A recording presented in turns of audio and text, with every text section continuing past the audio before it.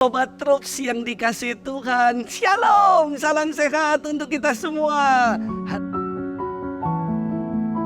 Hari ini dalam episode Collapse bersama dengan Tular Production ya, Saya Romo Kristoforus Lucky Nikasius dari Gereja Regina Coeli, Paroki Pantai Indah Kapuk, ingin bersama-sama mengajak kita semua, secara khusus anak-anak muda, untuk bertanya, apa sih yang menjadi jati diri kita sebagai seorang beriman Katolik atau identitas kita sebagai seorang beriman?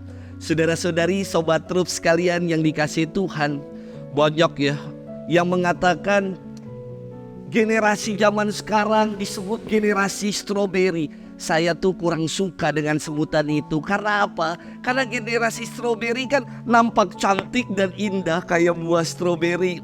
Seger. Tetapi sore hari, ya kan, dia ketika kagak laku dijualnya dari 20.000 di pagi hari, sorenya diobral menjadi 5.000. Kenapa sebutannya sebutan generasi stroberi? Karena stroberi yang cantik itu, namun kalau mendapat tekanan, kalau ditekan akan bonyok, akan lembek. Menggambarkan generasi yang sekarang katanya itu lemah, lembek. Saya nggak setuju dengan sebutan itu. Karena kita punya jati diri yang seharusnya militan. Kita punya jati diri yang seharusnya kuat dan tangguh.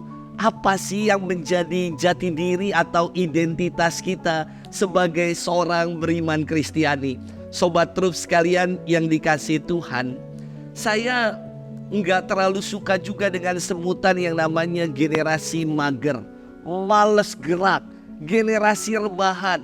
Seolah-olah ingin mengatakan kalau generasi kini adalah generasi yang ambigu, yang bingung ketika ada di persimpangan jalan. Siapa sih aku sesungguhnya? Maka semoga melalui firman Tuhan, melalui konten ini, kita semakin menemukan identitas kita yang sejati. Identitas kita bukan hanya ditujukan, ditentukan dan nampak dari KTP, dari kartu tanda penduduk kita. Bukan. Identitas kita yang sejati sebagai orang beriman Katolik seharusnya ketika kita menampakkan kesaksian hidup yang sungguh nyata. Identitas kita justru kelihatan ketika kita bersaksi di tengah kehidupan sebagai garam dan terang. Maka jangan jadi Katolik yang KTP. Katolik tapi pasif. Wah, itu Katolik yang KTP. Kita diajak untuk menjadi orang beriman Katolik yang menunjukkan identitas iman kita. Dan identitas iman kita sebagai garam dan terang dinampakkan ketika kita saling mengasihi satu sama lain. Budaya sekarang, saudara-saudari, ketika saya sedang nih maka dengan konten YouTube Tular ini ya, kenapa sekarang ini kan di jagat dunia maya marak sekali konten-konten bertebaran dan banyak konten-konten yang bukan mengedukasi, tetapi konten-konten yang menaburkan budaya kebencian satu sama lain, menghujat satu sama lain. Saudari-saudara, setiap iman mengajarkan kebenarannya masing-masing. Maka tidak perlu saya kira mencampuri kebenaran yang ada dalam iman orang lain. Dan kita juga jangan memonopoli kebenaran hanya menjadi klaim milik kita sendiri. Yang namanya kebenaran menurut ajaran iman masing-masing perlu kita hormati, perlu kita satu sama lain toleransi. Maka saya ingin mengajak, kalau ada pertanyaan yang mengatakan apa sih identitas kita sebagai orang beriman Katolik, identitas kita bukan ditunjukkan dengan di kartu tanda penduduk ada tulisannya agama Katolik, tetapi kita hanya merayakan Ekaristi, napas nikmat saja. Tahu napas nikmat? Natal, Paskah, nikah dan mati. Jangan sampai kayak gitu. Maka kita tunjukkan iman kita, kita ekspresikan iman kita bukan hanya dengan omong doang, tetapi melalui perbuatan nyata, kesaksian hidup kita yang nyata. Yesus menyampaikan sebuah amanat agung yang super sekali buat saya. Sobat Troops, mohon ini dituliskan di dalam hati kita masing-masing. Yesus mengatakan di dalam Injil Yohanes 15, kepada murid-muridnya dia bilang, barang siapa memegang perintahku dan melakukannya, dialah yang mengasihi aku. Dan barang siapa mengasihi aku, ia akan dikasihi oleh Bapakku, dan aku pun akan mengasihi dia dan menyatakan diriku kepadanya. Inilah identitas kita sebagai seorang beriman. Ketika kita mau saling mengasihi satu sama lain, jangan lagi hidup dalam budaya saling membenci. Apalagi budaya zaman sekarang ya, saling bully satu sama lain.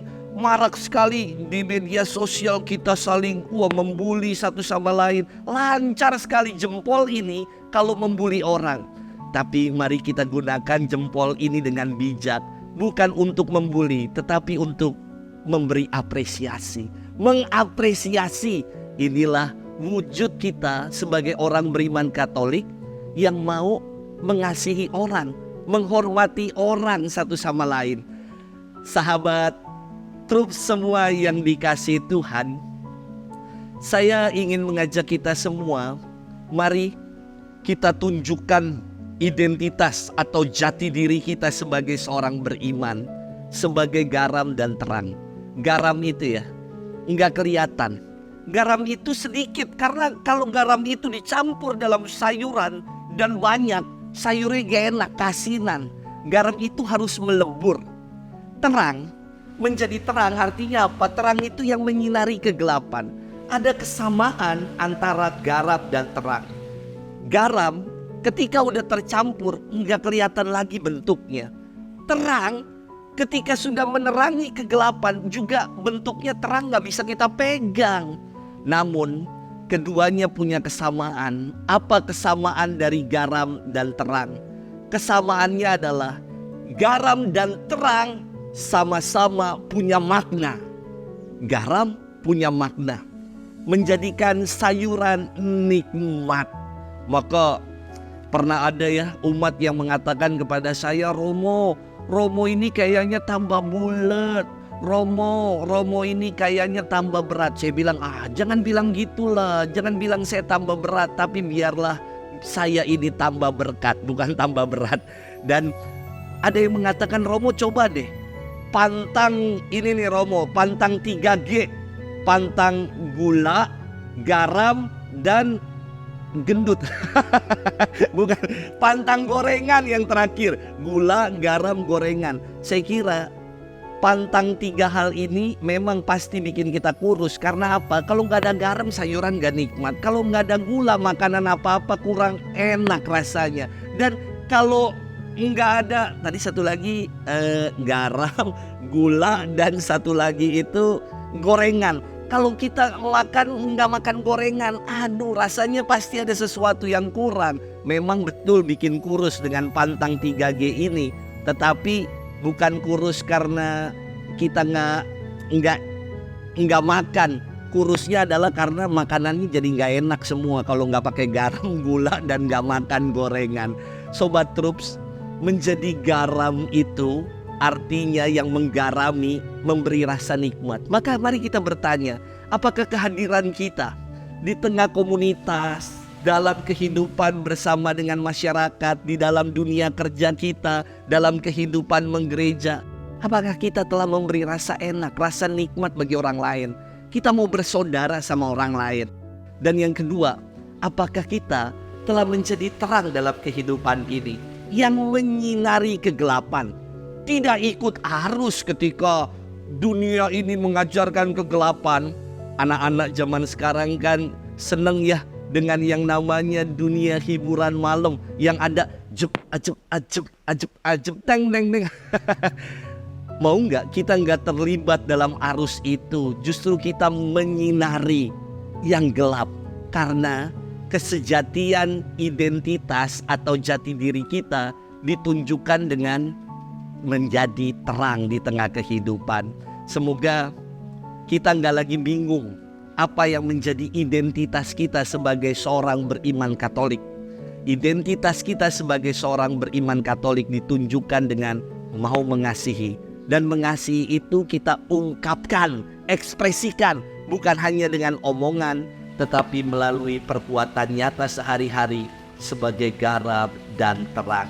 Semoga itu yang mau kita upayakan. Sobat Truf semua, mari kita tularkan dan sebarkan kebaikan di tengah kehidupan. Tuhan memberkati kita. Amin.